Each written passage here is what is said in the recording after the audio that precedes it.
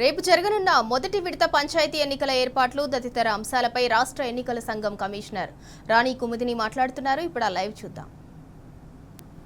మరి ఈ సందర్భంగా 56,19,430 మంది ఓటర్లు నమోదై ఉన్నారు ఫస్ట్ ఫేజ్ ఎలక్షన్స్ కోసం. మరి మీ ద్వారా వాళ్ళందరికీ కూడా మా విన్నపం ఏంటంటే చక్కగా వచ్చి మీ ఓటు హక్కును వినియోగించుకోండి. ఒకవేళ మీరు సిటీస్లో ఉన్నా ఇంకా వేరే గ్రామాల్లో కాకుండా ఇంకెక్కడ ఉన్నా కూడా ఈ సందర్భాన్ని మీరు ఉపయోగించుకొని తప్పకుండా వచ్చి మీ ఓటును వేయవలసిందిగా మేము మీ ద్వారా అందరికీ తెలియజేసుకుంటూ ఉన్నాము.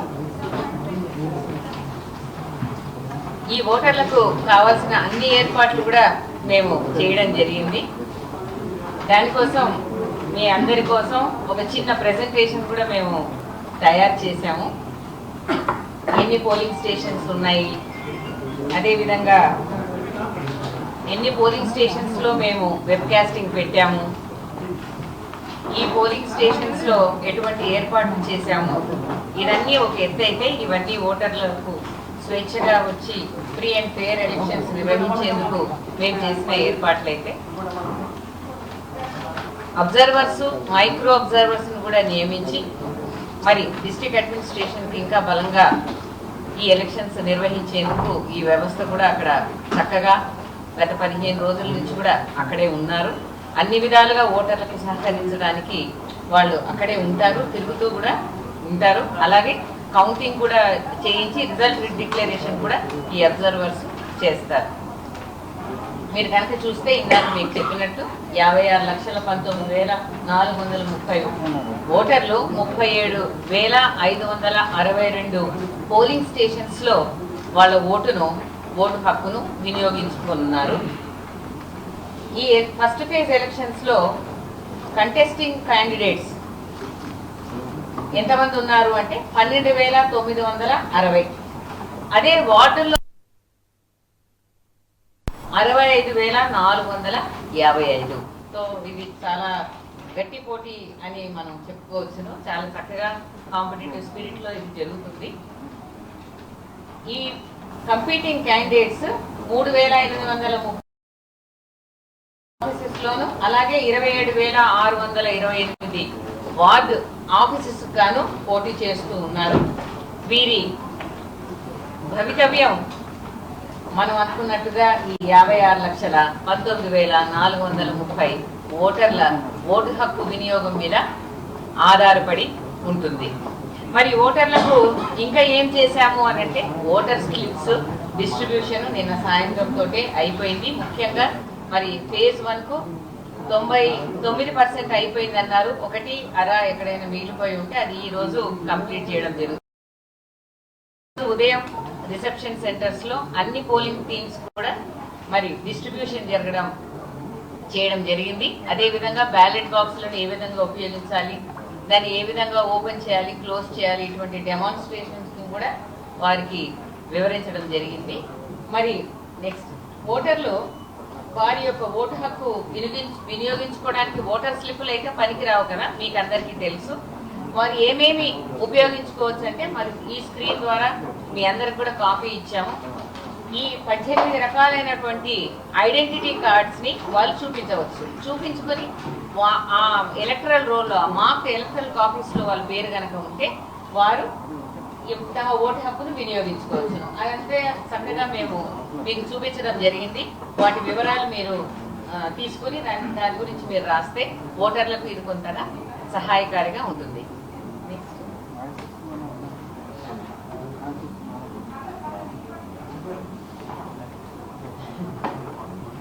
ఇంకా ఎంతమంది పోలింగ్ పర్సనల్ ఉన్నారు అనంటే 3,591 మంది ఆ రోజు. అలాగే పోలింగ్ పర్సనల్స్ 93,905, అంటే దాదాపు 1,00,000కు పైగా పోలింగ్ అఫీషియల్స్ ఈ యొక్క పోలింగ్ లో మన ఓటర్స్ కి సహకారంగా పోలింగ్ స్టేషన్ మన పోలీస్ బందోబస్తు కాకుండా అలాగే అబ్జర్వర్స్ వాళ్ళని వదిలేయగా ఈ ఏర్పాట్లు డిస్ట్రిక్ట్ అడ్మినిస్ట్రేషన్ వాళ్ళు చేయడం జరిగింది. కాబట్టి ఇది చాలా పెద్ద కార్యక్రమంగా మనం చెప్పుకోవచ్చును. ఈ 1,00,000 మందికి గాను ట్రైనింగ్ 2 విడతలుగా చేయడం జరిగింది. వాళ్ళకి ర్యాండమైజేషన్ కూడా చేసి ఎవరు ఎక్కడికి వెళ్తున్నారనే విషయం వాళ్ళకు ఒక 2 రోజుల ముందు తెలియజేసి మరి ఈ రోజు మొత్తం అన్ని మెటీరియల్స్ కూడా ప్రింట్ చేయడం జరిగింది. ఈ పోలింగ్ స్టేషన్స్ వెబ్ కాస్టింగ్ ఉన్నవి 3691, బ్యాలెట్ బాక్సెస్ 45,086 బ్యాలెట్ బాక్సెస్ మేము ఉపయోగించడం జరుగుతుంది.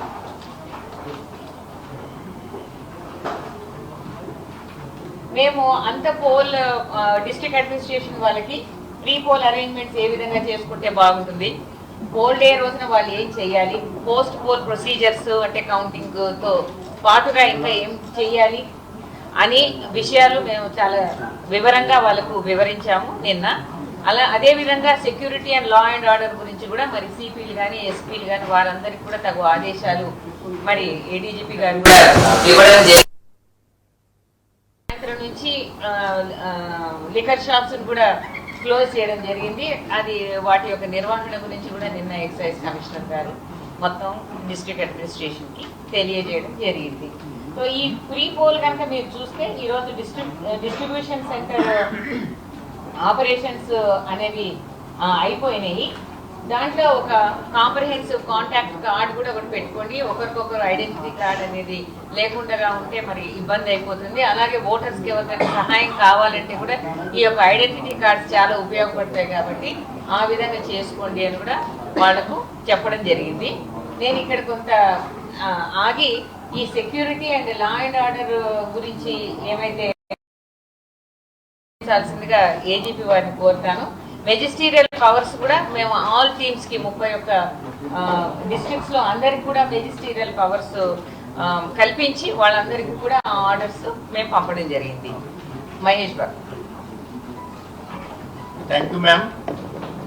ఈ మోడల్ కోడ్ ఆఫ్ కండక్ట్ అమల్లో వచ్చిన తర్వాత 25 నవంబర్ నుంచి ఈ రోజు దాకా మా ఫ్లయింగ్ స్క్వాడ్ టీమ్స్ కావచ్చు, స్టాటిక్ సర్వేలెన్స్ టీమ్ కావచ్చు, చెక్ పోస్ట్ కావచ్చు, వాళ్ళు దాదాపు 8.2 crore వర్త్ క్యాష్, దాంట్లో 1.87 crore cash, liquor 3.30 crore, drugs 2.23 crore, metal అది 0.12 crore, తర్వాత ఫ్రీబీస్ అది 0.66 crore ఇది సీజ్ చేయడం జరిగింది. టోటల్ అది మోడల్ కోడ్ ఆఫ్ కండక్ట్ ఎవరు దానికి వ్యతిరేకంగా పనిచేశారు. ఈ 229 FIRs model code conduct violation మీద నమోదైనాయి. తర్వాత మా రీకాలింగ్ కానీ ఎగ్జిక్యూషన్ ఆఫ్ ఎన్బిడబ్ల్యూ దాదాపు 1053 ఎన్బిడబ్ల్యూని ఎగ్జిక్యూట్ చేయడం జరిగింది. ఈ వెపన్ డిపాజిట్స్ ఎవరెవరి దగ్గర లైసెన్స్ వెపన్ ఉన్నాయి దాదాపు 1800 వెపన్స్ అది అందరూ డిపాజిట్ చేసుకున్నారు. తర్వాత 31,428 మన సివిలియన్స్ ఎవరి మీద గత ఎలక్షన్లో కేసెస్ కావచ్చు, ఎవరి మీద సస్పెక్ట్ సిట్ కానీ హిస్టరీ సిట్ అలా అంటే 31,428 పర్సన్స్ని బౌండ్ ఓవర్ చేయడం కూడా జరిగింది. ఈ ఇంటర్స్టేట్ బోర్డర్స్ మన మహారాష్ట్ర, కర్ణాటక, ఆంధ్రప్రదేశ్, ఛత్తీస్గఢ్ ఈ 4 రాష్ట్రానికి మన తెలంగాణకి ఇంటర్స్టేట్ బోర్డర్. అక్కడ 54 check post day and night అని వాళ్ళు పనిచేస్తున్నారు. ఇప్పుడు ఈ ఎలక్షన్లో మీ అందరికీ తెలుసు పొలిటికల్ పార్టీ లేదు కదా ఈ ఎలక్షన్లో. అఫిలియేషన్ ఎవరికి ఉండొచ్చు, మాత్రం ఇలాంటి రాజకీయ పార్టీది డైరెక్ట్లీ అది ఉండదు.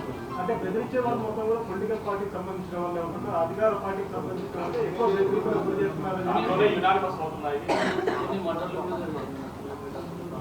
సో ఇప్పుడు మనకు మొత్తం 12,760 ఏవైతే టోటల్ ఉన్నాయో ఫస్ట్ ఫేజ్ మాత్రమే సంబంధించి 395 గ్రామ పంచాయతీ యునానిమస్ అయినాయి. అదేవిధంగా చాలా వేలల్లోనే మన వార్డు మెంబర్స్ కూడా అయ్యారు. మీకు స్టాటిస్టిక్స్ ఇస్తాను. ఇప్పుడు మనం కనుక చూసుకుంటే అవి తీసేసిన తర్వాత కూడా మీకు 3,000 కంటే ఎక్కువ సర్పంచ్ స్థానాలు రేపు పోటీకి వెళ్తాము. సో ఏవైతే యునానిమస్ అవ్వాలి అని మనం కోరుకుంటాము అవి అబౌట్ 1 to 2% ఉండొచ్చు మేము అంటాం.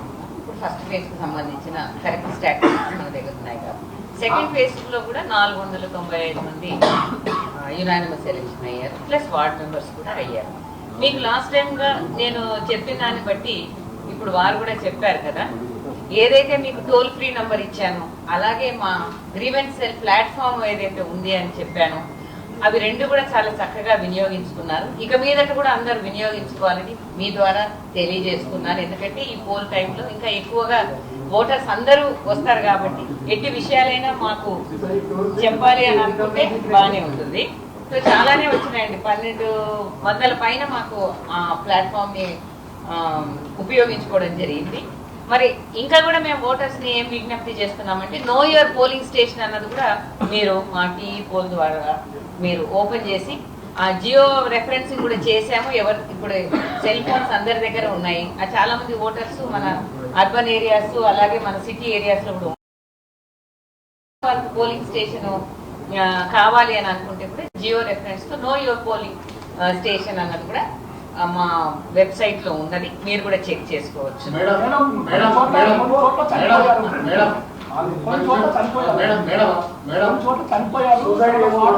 మరి ఇది కంప్లీట్ చేశాక మనం ఇంకా ఎక్కువ ఇన్ఫర్మేషన్ మీకు కావాలి అన్నప్పుడు మనం చర్చించుకుందాం దాని గురించి. ఏమండి? సో పోల్ హాలిడే రేపు ఎవరికైతే ఓటర్స్ ఉన్నారో మన ఓటింగ్ ఏరియాస్ అన్ని కూడా హాలిడే డిక్లేర్ చేయడం జరుగుతుంది. అందరు కూడా వచ్చి ఆ హాలిడేని వినియోగించుకొని మరి పోయినసారి కంటే కూడా బాగా ఎక్కువ నంబర్స్లో వచ్చి ఓటు హక్కును వినియోగించుకోవాలని నేను కోరుతున్నాను. ఇక్కడ కనుక మీకు చూస్తే మీ అందరి కోసం అలాగే నా కోసం కూడా this will be our control room. రేపు ఇక్కడి నుంచే మేము అన్ని టీమ్స్ కూర్చొని మేము మానిటర్ చేస్తూ ఉంటాము. ఒక్కొక్క మానిటర్లో మనము 9 పోలింగ్ స్టేషన్స్ ఒక టైంలో మనం చూడొచ్చు. ఏ జిల్లాకు సంబంధించిన పోలింగ్ స్టేషన్స్ చూడాలంటే కూడా మనం మీరు అడిషనల్ ఇన్ఫర్మేషన్ ఇచ్చిన తర్వాత అది చూపించమంటారా, అది చూపించిన తర్వాత మనం మాట్లాడుకుందామా? మీ ఇష్టానికి నేను వదిలేస్తాను. అది చెప్పండి. మీరు ఒకటి తీసుకున్నారంటే అందరిది తీసుకోవాలి, లేదా వెబ్ కాస్టింగ్ అయిన తర్వాత ప్రశాంతంగా కూర్చొని మాట్లాడదామంటే మాట్లాడాలి. నన్ను ఎవరు అడగలేదు, మీరే ఫస్ట్ అడుగుతారు. ఫస్ట్ ఫేజ్ లో 5 గ్రామ పంచాయతీలలో ఒక్క నామినేషన్ కూడా దాఖలు కాలేదు. రెండవ ఫేజ్ లో 11 గ్రామ పంచాయతీలలో ఒక్క నామినేషన్ కూడా దాఖలు కాలేదు. అది రోస్టర్ విధానం వల్ల తక్కువ వల్ల తగ్గిందా, అక్కడ గ్రామస్తులు కొంతమంది ప్రాంతాలలో బెదిరించారు, లేదా కొన్ని ప్రాంతాలలో గ్రామస్తులు బహిష్కరించారు అనేటువంటి వార్తలు వస్తున్నాయి. ఇది ఏది కరెక్ట్? ఎలక్షన్ కమిషన్ ఆ గ్రామ పంచాయతీల మీద తదుపరి ఏం చర్యలు డిస్ట్రిక్ట్ అడ్మినిస్ట్రేషన్ నుంచి రిపోర్ట్స్ తెప్పించుకొని ఎలక్షన్స్ తర్వాత వాటి మీద దృష్టి సారిస్తాం.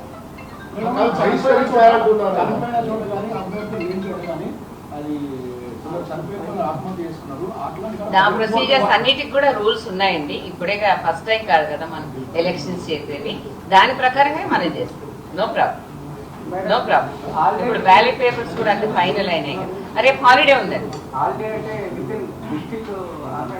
విత్ ఇన్ ద ఎక్కడైతే మన పోలింగ్ ఏరియా జరుగుతుందో అక్కడ హాలిడేస్ ఉంటాయి.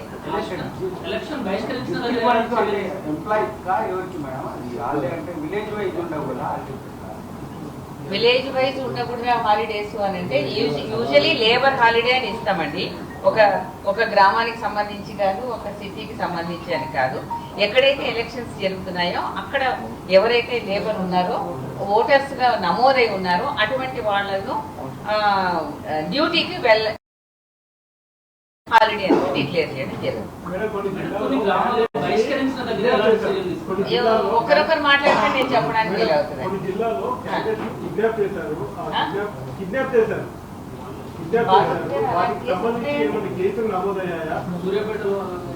దానికి డీజీపీ గారు చెప్తారు. ఇంకొక క్వశ్చన్. అవునమ్మా, చెప్పాను కదండి. ఎలక్షన్స్ అన్ని నిర్వహించిన తర్వాత మనం మొత్తం ఎలక్షన్స్ కంప్లీట్ చేసుకున్న తర్వాత ఎక్కడ ఎలక్షన్స్ వలన అవి పెట్టలేకపోతున్నామో మళ్ళీ మేము గవర్నమెంట్ వాళ్ళతో కూర్చొని మేము చర్చించుకున్నాం. దానికి తగు సొల్యూషన్స్ కూడా మేము తప్పకుండా వెతుకుతాం. సరేనా? That I think ADGP can answer those questions. అవన్నీ కూడా ఎలక్షన్ అఫెన్సెస్ కింద వస్తాయి. నేను ఈ election model code of conduct violation ఎక్కడెక్కడ జరిగినాయి దానికి సంబంధించి ఈ విలంపాడు వలన లాస్ట్ మన కాన్ఫరెన్స్ అప్పుడు కూడా మా సిపి సిద్దిపేట చాలా గట్టిగా అక్కడ చర్య తీసుకోవడం జరిగింది.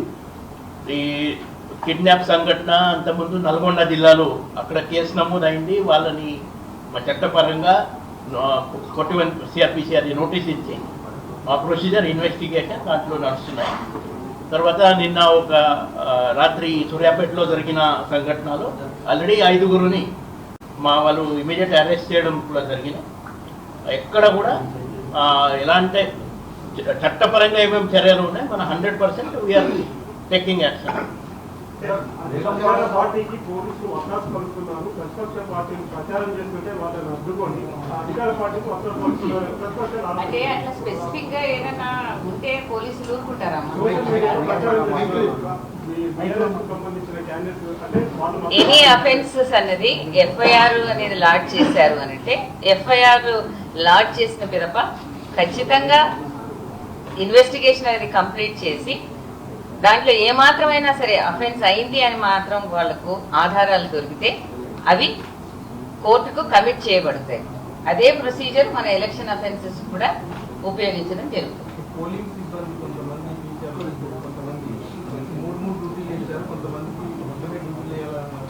ఏదైనా స్పెసిఫిక్ కేసు మనం జరిగితే మన అది డిస్ట్రిక్ట్ అడ్మినిస్ట్రేషన్ వాళ్ళ దృష్టికి తీసుకురావచ్చు. డ్యూటీలు అనేవి మేము రోజు చేస్తాం, నాట్ ఓన్లీ ఫర్ ఎలక్షన్. ప్రతిరోజు మేము ఆఫీస్కి వస్తాం. లిక్కర్ షాప్స్ నిన్న సాయంత్రం మూసేశాం. మేడం 14th రోజు అప్డేట్ పబ్లిక్ ప్రాసిక్యూటర్ ఎగ్జామ్స్ ఉన్నాయి, వాళ్ళు పోస్ట్పోన్ చేయాలని అంటున్నారు. దాని గురించి మీరు ఏమన్నా? ఇప్పుడు ఏవైనా రిక్వెస్ట్లు ఎలక్షన్స్ అనౌన్స్ చేశాం కాబట్టి అటువంటి యాక్టివిటీస్ కానీ చేయాలి అని అనుకుంటే మాకు రిక్వెస్ట్ వస్తుందండి. మేము as per procedure that will be clear. Madam అన్ని యునానిమస్ అయినాయి, అన్ని పేరుగానే అయినాయి మేడం, అన్ని వార్డ్స్ కానీ 395 కేసులు అయినాయి. అట్లాగే వార్డ్స్ కూడా కొన్ని వేలు అయినాయి. ఫేర్ అయిందా లేదా అనే విషయము ఒకవేళ ఫేర్ కాకపోతే మేమేమనుకుంటామంటే అక్కడ ఉన్నటువంటి ఓటర్స్ కానీ అక్కడ ఉన్నటువంటి గ్రామస్తులు ఎవరైతే ఉన్నారో వారు గనక కంప్లైంట్ అనేది చేస్తే అది వెంటనే it will go in to investigation తర్వాత కేసు కమిట్ అయ్యి ఒకవేళ కన్విక్షన్ కనుక జరిగితే ఆ ఎలక్షన్ రద్దు కాబడుతుంది. సో ఈవెన్ ఇన్ కేసెస్ ఏదైతే మనం యునానిమస్ అన్నది ఓటర్స్ ని ఇండ్యూస్ చేసి కానీ లేదా ఓటర్స్ కోయర్స్ చేసి కానీ అంటే వాటిని బలవంతం చేసి కానీ మీరు అన్నట్టు కిడ్నాపింగ్ కానీ ఏదైనా బలవంతంగా వాటిని విత్డ్రా చేశారు అని మనం భావిస్తే అటువంటి విషయాల్లో విత్డ్రా అయిన వాళ్ళని కూడా డిక్లరేషన్ ఇవ్వమని చెప్పాము. అదే విధంగా సింగిల్ క్యాండిడేట్ ఎవరైతే ఉన్నారో వాళ్ళని కూడా డిక్లరేషన్ ఇవ్వమన్నాం. మీకు అందరికీ తెలుసు, ఒక అఫిడవిట్ అనేది ఎలక్షన్ లో కనుక ఇస్తే that declaration can be challenged. ఆ డిక్లరేషన్ ఎవరైనా సరే ఛాలెంజ్ చేసి అది ఎఫ్ఐఆర్ ఇన్వెస్టిగేషన్ అండ్ కోర్టుకు కానీ కమిట్ అయ్యి అక్కడ కనుక కాన్విక్ట్ అయితే అది ఎలక్షన్ మీద తప్పకుండా ప్రభావం చూపుతుంది. సో ఆ ప్రొసీజర్ ఏదైతే మిగతా ఎలక్షన్ అఫెన్సెస్ ఉన్నాయో అదే విధంగా ఈ ఎలక్షన్ అఫెన్సెస్ కూడా మేము పొందుపరచడం జరిగింది. అదే విధమైన యాక్షన్ కూడా తీసుకోవడం పొలిటికల్ పార్టీస్ లేకుండా జరుగుతున్నటువంటి ఎలక్షన్స్ కాబట్టి మమ్మల్ని ఏ పొలిటికల్ పార్టీస్ సంప్రదించలేదండి. అంటే వాళ్ళకి సంబంధించి మాకు ఎలక్షన్ మెటీరియల్ కానీ ఎలక్షన్ సంబంధించిన ఎటువంటి ఇన్ఫర్మేషన్ కానీ లేదు కాబట్టి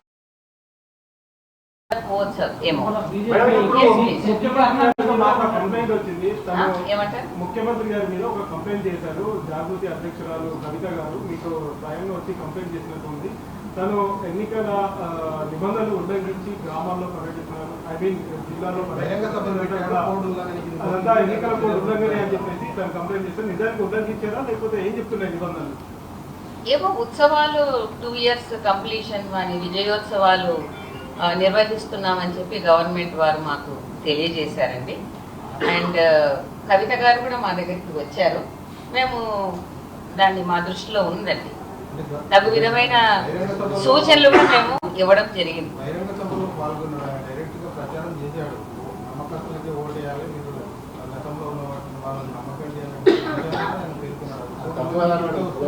విరుద్ధంగా ఇందిరామ్మ చీర కట్టుకొని ఓటు అవన్నీ కూడా నిబంధనలకు విరుద్ధంగా ఉన్నాయి.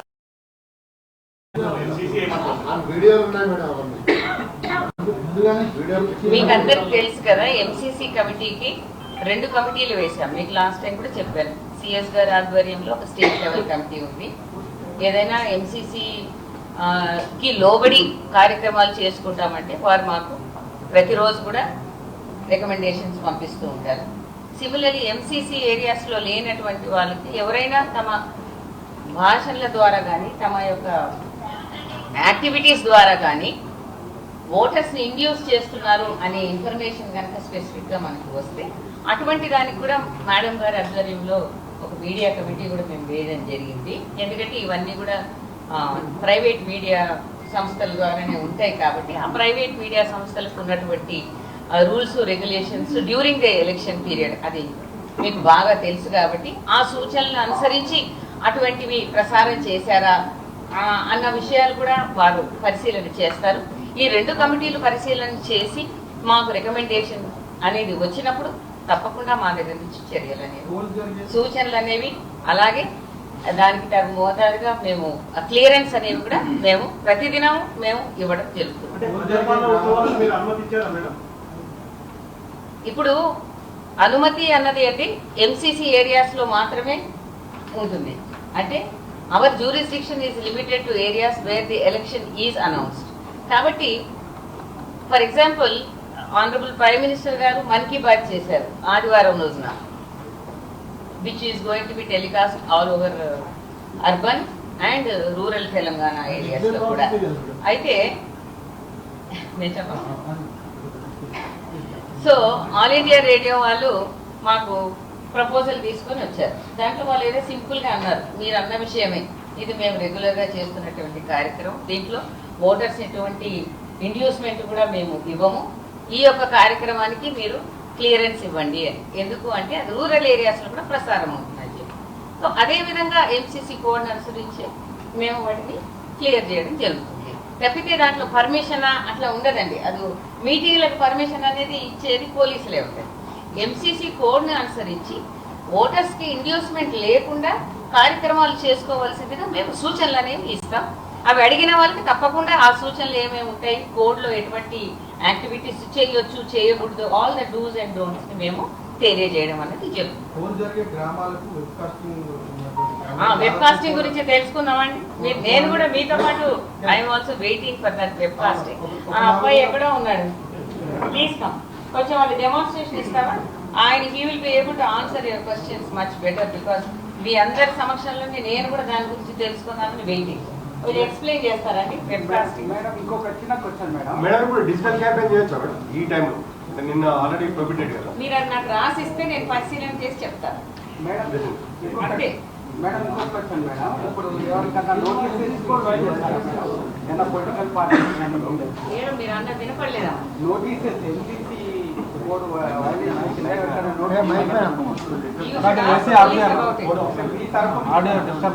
నేను ఎవరికి that is what I was saying. ఎంసీసీలో డూస్ అండ్ డోంట్స్ ఒక సూచనలు చేయడానికి మేము ఉన్నాం. అటువంటి సూచనలు ఎవరైనా పాటిస్తున్నారా, పాటించటం లేదా అని చేయడానికి మనకు స్టేట్ లెవెల్ కమిటీస్ 2 ఉన్నాయి. అవి చాలా కొంచెం ఘర్షణకు దారితీసే విధంగా ఉన్నాయంటే మన ఏడీజీపీ గారి యొక్క ఆదేశాలను అనుసరించి కూడా దాంట్లో చర్యలు అనేవి ఉంటాయి. అవి